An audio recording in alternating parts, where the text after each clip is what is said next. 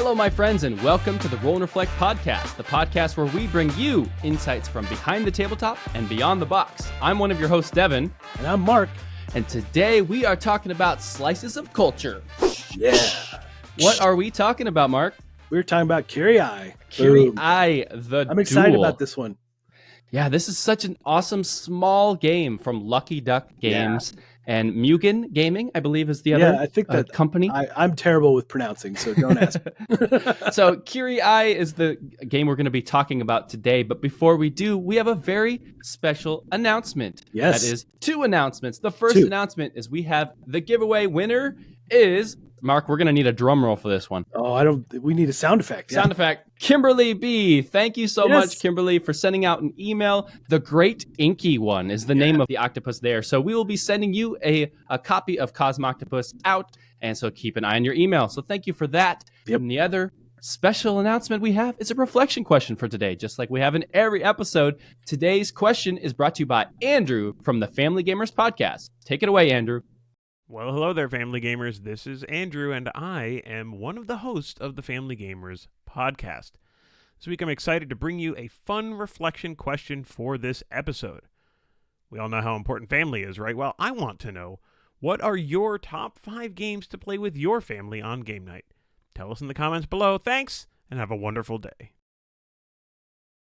Okay, Mark. So the top 5 games to play with your family on game night.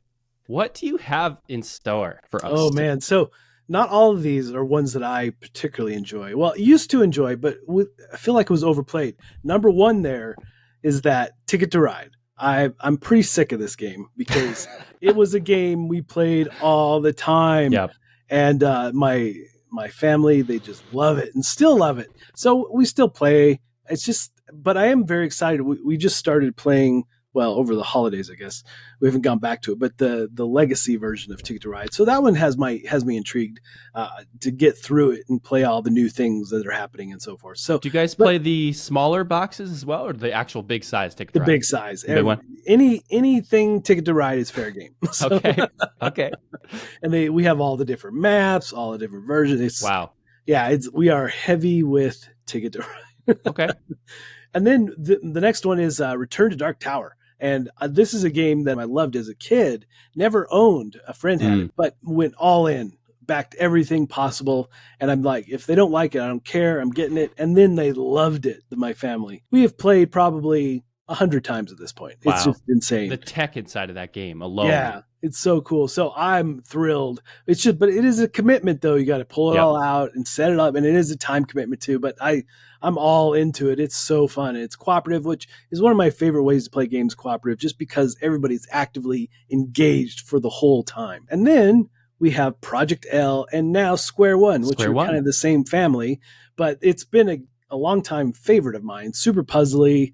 If you see me at a convention, I will gladly play it over and over. And then we have a surprise, probably to most people, but Monopoly Gamer. Monopoly? What? My kids love this game. It is literally Mario Kart in a Monopoly world. So they have the coins, everything you expect. There's still a tad bit of the Monopoly-esque thing to it, but it really is a much better version of Monopoly.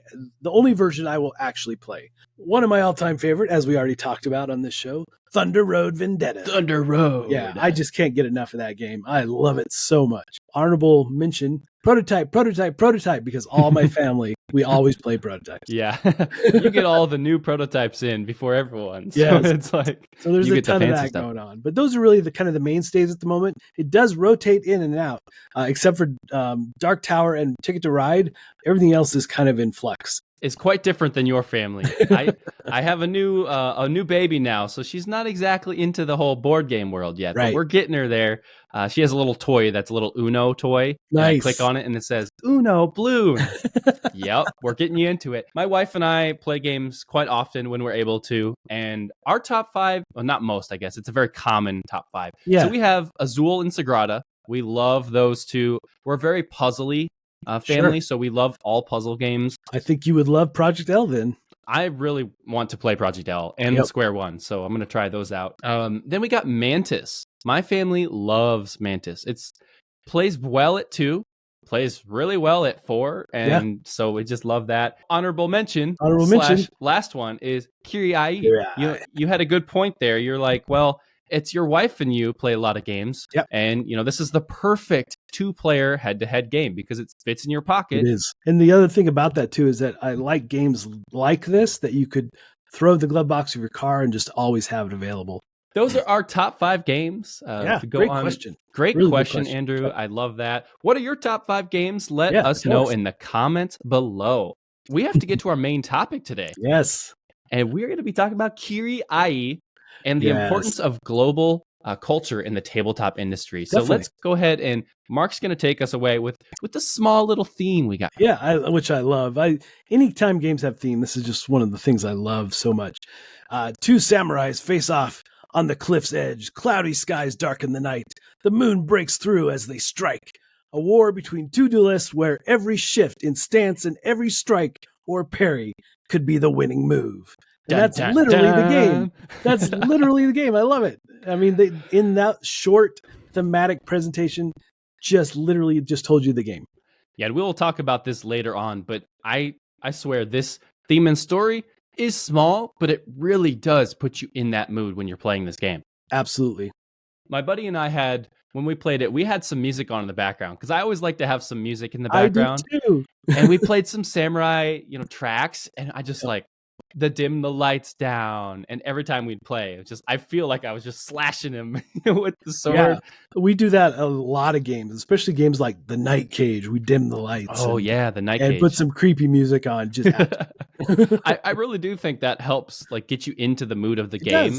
Yeah. And for such a game that is so small like this, you got to kind of immerse yourself into the experience, right? Yep, because absolutely. It plays in 15 minutes? Yeah, max? And less sometimes. Yeah, less sometimes, depending on how thinky you are that day. Exactly. Man, I do like how much theme is really put into this with such little graphics. And my first introduction to this game was over a year ago.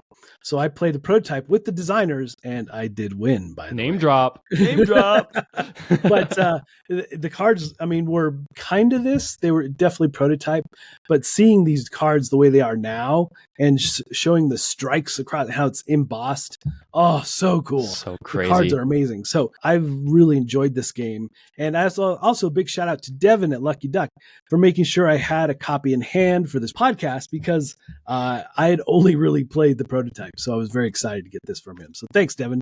Pretty good name, by the way. Yes, right? One of those games where, like you said, we fit in our pocket, fit in the glove box, and you can bust it out anytime. Do you want to go over how the game plays a little bit? Yeah, so what I like about this game too is that, and thematically, they even say this, there's 2 play fields basically, or 2 battlefields, let's call it. You've got one for a shorter game, you've got one for a longer game, but I prefer them saying things like, because you have more stamina, you can go for the longer game. Oh, nice. 2 combatants, that's definitely thematically awesome. I love that. And then you get a hand of cards, and they're identical to your opponent, with the exception of one, which is kind of unique cards. And you know what the unique cards are, but you don't really know what your opponent has, which is really cool. They're not unstoppable, but they're pretty awesome cards. They're next level. And the 2 things that you're basically doing in the game is moving, 3 things really. Moving, changing your stance, and striking. So you have, they call it the earth and the heaven stances. So you've got those 2 different types of stances where you have the sword above your head or below. And then based on that and where you're standing will determine what kind of strikes you can do and so forth. We'll place your cards face down, and your opponent will do the same, and then you will reveal and move, and you attack at the same time, and it might just be a whiff because you both did exactly the same thing, and you're too close to each other or you're too far away. Really some kind of mind games at times with this one. It's crazy how much the mind games in this really do come at, because it's my buddy really knows how to read me really well. Yeah. And we've played games so much that it's games like this are very interesting because we always read each other. It's like playing Loki in Dice Throne. It's you got to read the opponent, right? Yeah, totally. So yeah, you play the 2 cards down, and then the simultaneous reveal makes it fast. Yes. And it's so quick. Be okay, well, all you have to do is match the icons, which we'll describe here in a little bit. And if you're in that zone, boom, you just get hit. And all it is, 2 life points. 2, you that's hit it. Once, you're out. You flip over, cut mark. Yep. Also, ouch. because it looks like he's completely sliced in half. It does. Yeah, he's got the Darth Maul look to him. Yeah. And then once you get sliced again, you're out of the game. There's no coming back from that second slice. There's no coming back. That would be very impressive. That's a different kind of game. That's right. There's no healing in this game. It's really cool because you can just advance or retreat like you actually would as a samurai. Right. And it really literally has that, standoff moment, right? With the music in the background as you run towards each other and strike and see who's still standing kind of thing. Yeah, Mortal Kombat style. Yeah, and they've done it in so many different things, Star Wars and all kinds of different types of samurai movies, obviously, but even down to like old Westerns, it has that same vibe, right? Well, it's that basic premise of tug of war, where you're playing a card, you're going back and forth, but it's not like the exact, like you take damage, you go forward, backward. It's just like you're moving along the track and you just don't know what your opponent is doing. And you never can pass each other. So you always know that you're not going to, like, if you both chose a charge of 3, you're just going to stop when you meet in the middle. So that's actually like my trick is I basically every time know I'm going to win with that card. That's the only like thing I dislike about the game is that you can just play the 3 and you're going to basically be in their zone. If you're playing the small map. Now the big map, not so much. I prefer the big map, actually. I've only played the big map a few times. It makes the game more interesting for me personally. I like the extended amount of time it plays. But again, I love the theme around it because we have more stamina. More stamina. With the small map, it's fairly easy. You're just going to almost be at each other's throats the entire time. But it's a great way to learn the game, though. So we already talked about, the components and production. All it is a Japanese pocket wallet. Yep. Which is also really cool. I love how they honored that. The presentation on this thing is so cool, right? Yeah. If you're on YouTube, you can see what we're holding up here. This is the pocket wallet. And essentially the cards are just going to go in this little slot here. You're going to fold it up and then you're going to tie it up just like you would normally with these wallets. And I haven't seen a production like this in a while that I've loved so much. And it's just, I still can't get over just how nice, you can't really see it here on camera, but how nice these cards are with the embossed, like the slash and the zones that you hit in and the basic stance you need for that to hit. So it's really, all that information is just quick at a glance from the icons and the graphics on the card. The graphic design here is just phenomenal. So the graphic design is going to be the next thing we talk about. And I am through the roof with graphic design. I know you are. Oh my gosh. As soon as you told me to buy this and we were going to talk about it, I was like, okay, Mark, fine. It's just another game. I'll get it. And then I got it. And oh my goodness, my buddy and I talked about this game for 20 minutes, literally 20 minutes before we even played. We opened it up. We read that small amount of theme and we're like, okay, this is cool. I didn't even look at the rule book. I looked at the cards and I like 90% of the game I knew how to play. Yeah. Super just intuitive. by looking at the cards. Yep. It's one of the best designed cards for that kind of engagement, right? That you look, this probably is a slash. And this means, just without reading anything, it's pretty impressive what they did with these. Well, obviously it helps that I'm a game designer, so I have a little bit more knowledge there. It does. But I mean, if you're like familiar with like samurai movies, the card immediately says, this must be a slash of some sort, Right. I love that. And it's high and low and across. It's very clear what you're doing. Well, and just the simplicity of, it has the symbols on the card, but you don't need to really know what the symbols are because you can just visualize the symbols. Yep. And seeing where you need to be standing, it's just so obvious that at first, like one thing at first I didn't know about without reading the rule is just how, how you have the big arch, like the big red arch on the cards. Yeah. It was a little confusing at first, like red and blue, but blue means like you're blocking it or whatever instead of your character color. So that was a little confusing at first, but I think once I got over that and I read the rule, it was perfectly fine. Yep. I don't think I remember a game that I've ever just sat there and looked at it for so long before even playing. I think this is the first. Yeah. And I was just like blown away by everything. And then we played the game. And then again, I was blown away by everything. Yeah. For such a small game, this is instantly bolted up to my, spoiler alert, to my top 5 2-player games. Yeah. It's easily just there. And I could see this game being like love letter taking on a life of, what theme can we throw on it now? All kinds of different things could be possible. So you could put a bunch of IPs onto this system. It would be amazing. Add a few new cards. You probably wouldn't be able to add a ton, I don't think, but because the design space for the game is so limited as it is, and it's clean as it is, you know. So when you're trying to add more, it would just get clunky. But yeah, I can just see a world where Mortal Kombat gets thrown on this. Totally, right? I mean, just with special you could abilities. even have like a superhero, Batman versus Joker or something like that, all kinds of different possibilities around this. I just think that I'm excited to see where they take it and what they do more with it. I hope they do more with it. Yeah, and this was a fairly recent game that came out, right? Yep. So I played it like a year ago July is when I played the prototype. So they actually went pretty quickly to get it out there from that point. So, and I Scott kept telling me about it at Lucky Duck. And so I was at his place and he's like, you got to play. Okay, we'll play, I play a lot of prototypes. I'm sure it's fine. And then I played and we're like, oh, wow, can we play again? Yeah. And so we played like 4 games back to back or something like that. So, and it's so small that you can do that. Oh, yeah. 5 games is nothing. It's like you want to, especially if you lose, you're like, okay, I'm going to get you next time. Right. I'm going to get you next time. And you just keep going with that trend. But it is such a fantastic game. And then having those 3 cards, everyone has the exact same, but that one card that you get. And just adding that in from a designer's standpoint was phenomenal.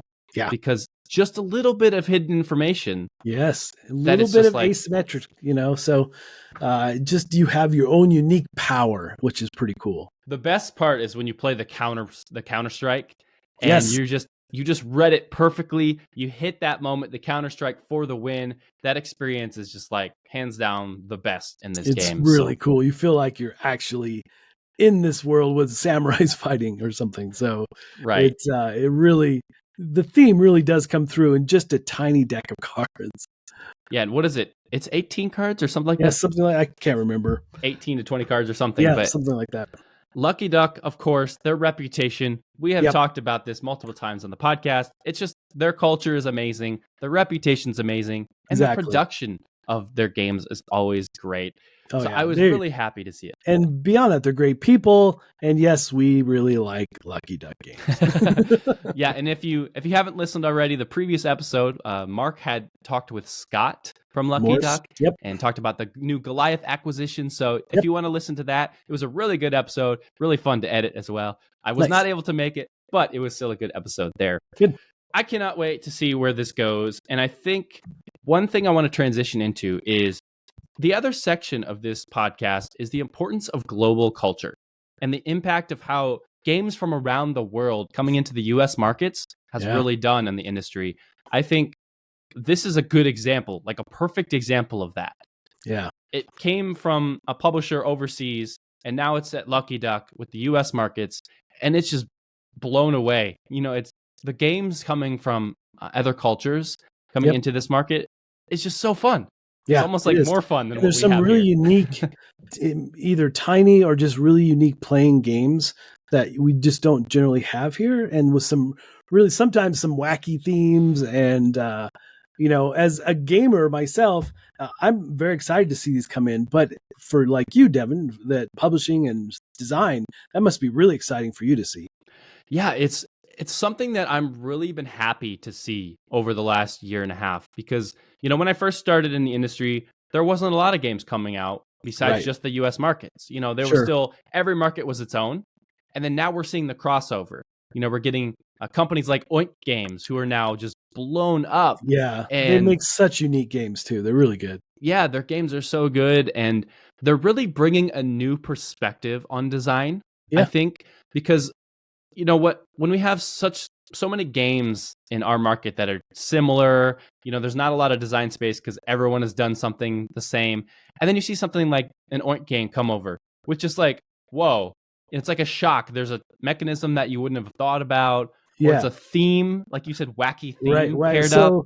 One of the previews I did, which unfortunately the game did not make it in Kickstarter, but I can't remember the company, but it was a game about mosquitoes, and you're a person lying on the beach and you're trying to swat them on yourself. And that's really the game. And it was definitely a unique out there type of theme, but the card play worked.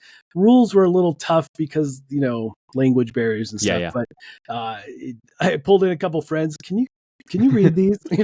But it was so different and so unique. I'm not sure everyone could get their head around why would I want to play this.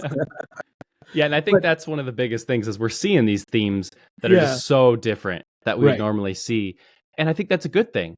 Yeah. It's helping us expand our design space, expand our game selection. Yes. Because, it's really cool to see these kind of games getting on the Target shelves now. Just something you don't see. Especially with the Oink games, another set of games that are easy to throw in your glove box and just have available. And a lot of times, even with all small box games, I would say in general, I'm always amazed. You open it up, you're like, oh man, there's quite a bit of game in here. So I like that realization from like Oink or whoever that you open up. Wow, this actually has a fair amount of game. Let's do this. Small box, big gameplay kind of thing. Yeah. And then we got, you hear about these games such as the import games, such as Sea Salt and Paper, Far Away. Which I've not played. Have you played it? I haven't, but everyone keeps telling me to play it. Yes, I know. I've heard amazing things about Far Away, Scout, Trio, like Scout's in Target now, and that originally was an import game. It's really helping to expand what we have, and it's so good for the hobby as a whole. Yep. And I think it's cool to have designers from other countries as well starting to get huge recognition. Yeah. Outside of just Reiner Knizia, everything. Right. As much as we love Reiner Knizia, there's all sorts of designers that are now getting out there. Great, folks and publishers like Lucky Duck that are bringing these over for us to experience. There's a fair amount of that, and people engaged in making sure more types of games are here, which is really neat. So. I know 25th Century did their big import collection, right? Reprint of Hamster Roll, but something like that. Yeah. That was a huge, campaign with the import selection, and it did really well. I was shocked. Like, people really want these games, and it's just, man, I'm so proud of the industry to see where it's been growing.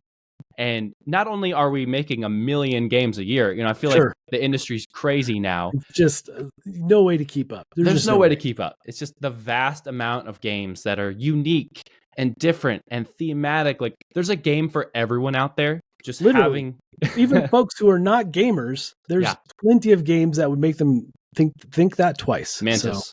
So, Mantis. I mean, that's the first one I think of. And I want to talk about that in a future episode, because that's one where everyone I've played with, even the people that are like, oh, games suck, there's always those people like that.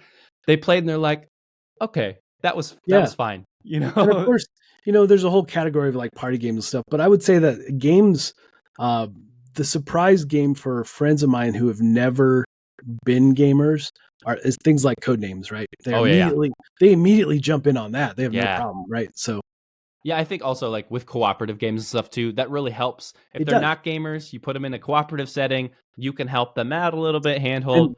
But I mean, I like competitive games, but cooperative really has a spot for me. And, we really work hard to avoid the alpha gamer thing. I'm like, well, it's up to you what you want to do. It's your turn.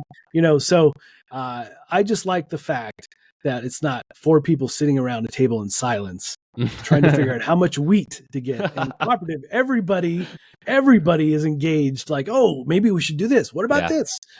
So I prefer that, because if I want that other type of game, I'll just play a video game. So. Yeah.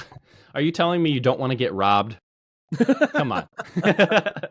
Catan joke, everybody. It's Catan okay. Joke. Yep, that's right. But yeah, I think this is just such a cool thing that's happening. And we're seeing it crossroads over with movies and television as well.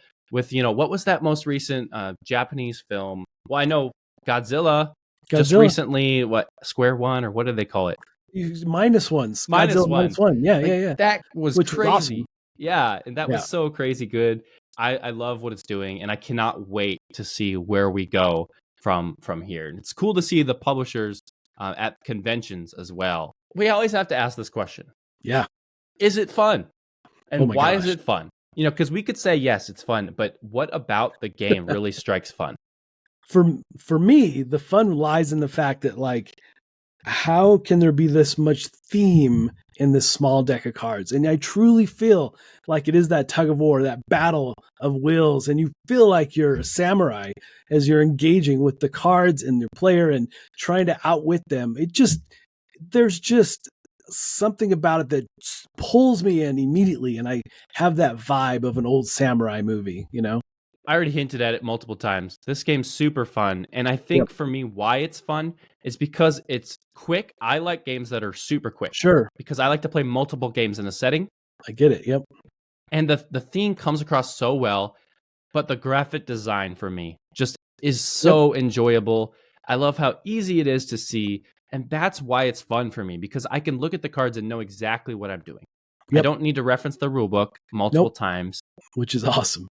And I can teach anyone so easily with how the system works. That's another great thing, you know, with so many games that I really enjoy, that it is, hey, I can teach you this in 10 minutes or less, you know. Exactly. So cool. Well, that has been Kiri-Ai, a little bit of a smaller conversation, but it's a small game. You know, there's only so much you can talk about it. It gives a big bang. Yes, small game, but a big impression. That is Kiri-Ai from Lucky Duck. Feel free to, if you have any other questions about it, feel free to reach out to us or Lucky Duck. We'd love to play it at conventions too. Yes, so if you're at a convention, we will happily teach it to you. Just look for the glasses or look for the hat. That's all you need to do. So the next segment, we always try to do something beyond the board game industry. So I think it's time for The Beyond. Don't worry, I'm working on an audio segment for that, so we will get there. That's good. Mark, why don't you go ahead? And looks like you got something good for us today. So I just got, literally, I haven't played it yet, so I just got this a day or two ago now. There was an old game in the arcade, Lunar Lander, and now Nintendo has come out with Lunar Lander Beyond. And so I'm super that's ironic. I'm super excited. I know, right? Super excited to play this and get it into my Switch. It was this old style, like you were in a small lunar lander, and it was all wireframe type graphics or vector, and it was just like a mountainside you had to get over, and there was a tiny ledge on the other side, and you had to use your thrusters and just land just perfectly. Okay. So it's that, but now, just the next level of that type game. So I'm excited to see what they did, and it looks like from the video I watched, it had thrusters on multiple sides, and you could do different types of adventures with it, and navigate even more complicated tunneling and so forth. So I'm looking forward, but it looks like it maintains a lot of the same vibe of having that kind of vector style-esque graphics to it. But I have not played it, but I'm super excited about it. Yeah, so I love the vector style of artwork. Just anything like I will Battlezone and all those old games was so cool. Yeah, I loved it too. There was one also I really was Red Baron in the arcade. It was Red Baron. It was so good. Yeah. And you're flying the triplane. It was just a great arcade game.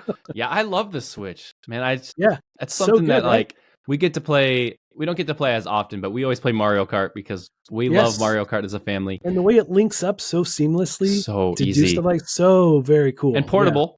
Yeah. It's nice to have a super portable game system. Great to take on trips, on a plane. I love it. Yeah. And then Animal Crossing. Come on, who doesn't love Animal Crossing? I've tried so many times. I mean, the thing is, it's a resource management game, right? Yeah. So it should be easily jumping into this, but I don't know. It's not for everyone. It's definitely not for everyone. It's one of those it's kind of the same thing how I felt with Mythwind, the recent game from Open Owl. It's like that, you play a bunch of things, but then at a certain point you're like, okay, we kind of seen it all, the mechanisms, and so it's you can keep playing if you want.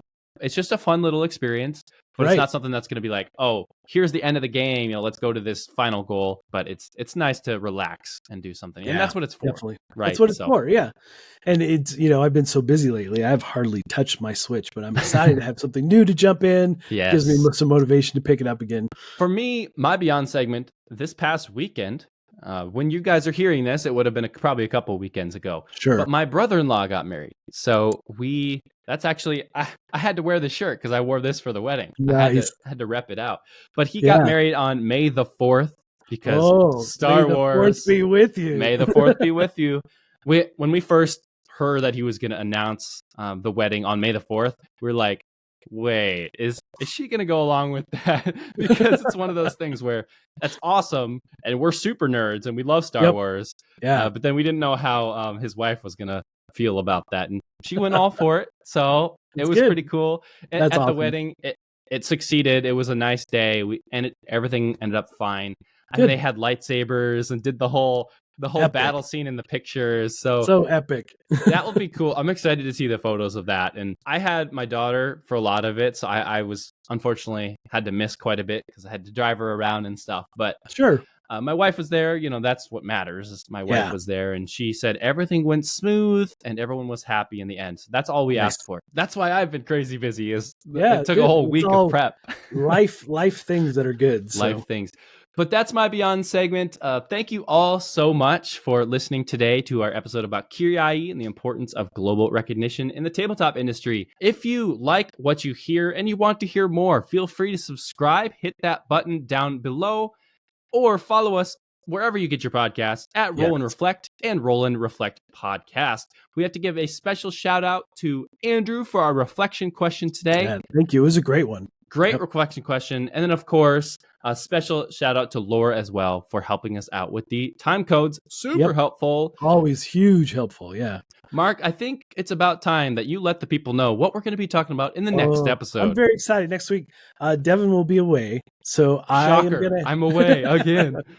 I'm going to have my buddy Corey Thompson from Above Board TV here. He's going to co-host with me, and we're going to talk about Above Board and what they're doing, what cool new next level board game videos we can expect. That channel is so crazy. Yeah.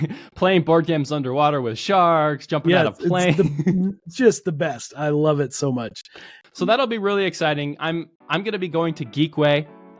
Cool. So I'm That's unable awesome. to record the podcast, but I'll be at Geekway to the West and playing a bunch of games. But anyways, thank you all so much for listening. High Rollers, we love you. And until next time, we'll see you at the table.